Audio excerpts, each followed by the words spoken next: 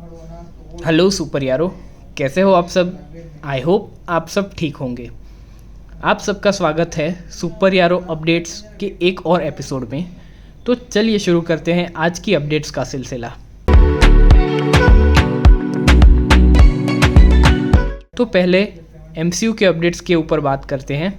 Thor love and thunder जो India में 7 जुलाई and US में 8 जुलाई को रिलीज होने वाली है, उसके प्रमोशंस आजकल जोरों शोरों से चल रहे हैं। उन्हीं प्रमोशन के चलते थॉर से रिगार्डिंग हर दिन कुछ न कुछ अपडेट्स आ रहे हैं। आज भी थॉर लव एंड थंडर से रिगार्डिंग कुछ अपडेट्स हैं, जिनमें से पहला है क्रिस हेम्सवर्थ ने एक इंटरव्यू में शेयर किया कि थॉर लव एंड थंडर के अंदर एक डिलीटेड सीन है, जिस सीन के अंदर थॉर डांस करने के साथ साथ अपने फिंगर टिप्स से लाइटनिंग फायर कर रहा था, जो कि देखने में काफी मजेदार होता, लेकिन कुछ रीजंस के चलते उसे डिलीट कर दिया गया। फिर केविन फाइगी से एक इंटरव्यू में थॉर के फ्यूचर के बारे में पूछा गया, जहां पर केविन फाइगी ने कहा कि एमसीयू के लिए स्टोरीज की इंस्पिरेशन कॉमिक्स से ली जाती है। हर बार जब किसी कैरेक्टर पर मूवी या सीरीज बनती है तो वो अपने आप को ये क्वेश्चन पूछते हैं कि क्या उन्होंने उस कैरेक्टर की सारी ग्रेट स्टोरीज दिखा दी है कॉमिक्स से। एंड थॉर के रिगार्डिंग इस क्वेश्चन का आंसर उन्हें मिला नो। थॉर से रिलेटेड अभी भी काफी सारी स्टोरी है कॉमिक्स में जो हमने एमसीयू में नहीं देखी है। एंड कॉमिक्स में थॉर के बहुत सारे इनकारनेशंस भी हैं जो हमें एमसीयू के फ्यूचर में दिखने वाले हैं।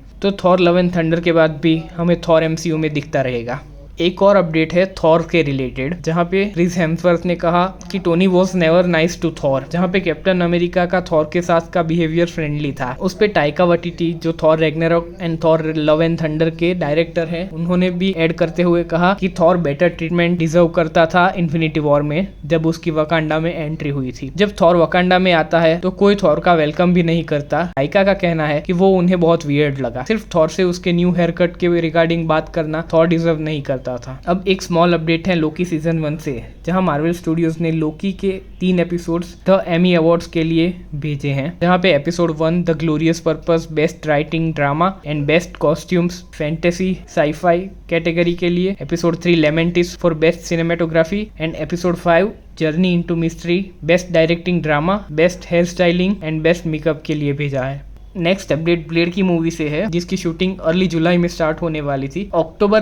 2022 तक डिले हो गई है। इसके पीछे का रीजन अभी अननोन है। अब डॉक्टर स्ट्रेंज के अपडेट्स हैं, जिसमें पहला एक अपडेट है जहां doctor strange multiverse of madness में अमेरिका चावेस का पोर्टल्स की एक कंटिन्यूटी में एरर स्पॉट हुई है। जब एंड में वांडा को अपनी मिस्टेक रियलाइज हो जाती है, तब अमेरिका कामरताज जाने के लिए एक पोर्टल ओपन करती है। वोंग एंड अमेरिका उस पोर्टल से कामरताज चले जाते हैं और फिर अमेरिका अगले सीन में जब सिनिस्टर स्ट्रेंज के यूनिवर्स में हमारे डॉक्टर स्ट्रेंज को वापस लेने के लिए पोर्टल ओपन करती है, तो बैकग्राउंड में फिर माउंट वंडगर के आसपास के स्नोई माउंटेन्स होते हैं। अगर वो कामरताज चले गए थे तो वापस वंडगोर जाके पोर्टल खोल के कोई मीनिंग नहीं रह जाता। तो ये मे बी एंड मोमेंट पे स्टोरी चेंज की वजह से वीएफएक्स में मिस्टेक हो। आगे एक मेजर अपडेट है मल्टीवर्स ऑफ मैडनेस की अल्टरनेट एंडिंग के बारे में। Doctor strange multiverse of madness के स्क्रीन राइटर माइकल वॉल्ड्रन ने बताया कि पहले मूवी की एंडिंग बहुत डार्क होने वाली थी, जहां हमारे डॉक्टर स्ट्रेंज जब इनकर्जन यूनिवर्स यानी कि सिनिस्टर स्ट्रेंज के यूनिवर्स में जाते हैं तो वो वही ट्रैप्ड हो जाते और उनकी जगह सिनिस्टर स्ट्रेंज डॉक्टर स्ट्रेंज बनकर अर्थ 616 पर आ जाता। और फिर एक पोस्ट क्रेडिट सीन में उसकी थर्ड आई ओपन होती एंड उसके इविल लाफ्टर के साथ हमें पता चलता कि ये सिनिस्टर स्ट्रेंज है और हमारे वाले डॉक्टर स्ट्रेंज उसके यूनिवर्स में फंस चुके हैं, जो कि एक काफी डार्क एंडिंग होती। अब आगे